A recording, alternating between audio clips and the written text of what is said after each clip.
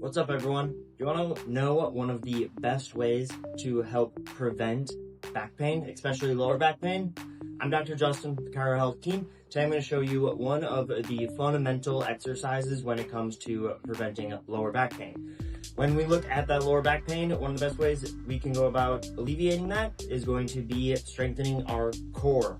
This is going to be called the bird dog. I'm sure you might have heard of it before, but you're going to get down on your hands and knees, nice and square, and you just alternate with your leg and your arm, reaching straight out. You don't want to rotate through the pelvis.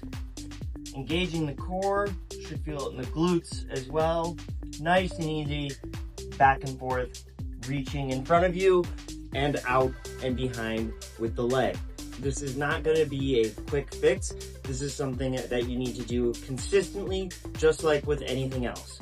However, if lower back pain is still getting in the way of doing the things that you want to, give us a shout, because for just a $69 donation to the local charity of the month, you can sit down with myself or one of the other doctors on the Chiro Health team. We'll take you through a full exam, spinal health assessment to get to the bottom of what's causing your pain.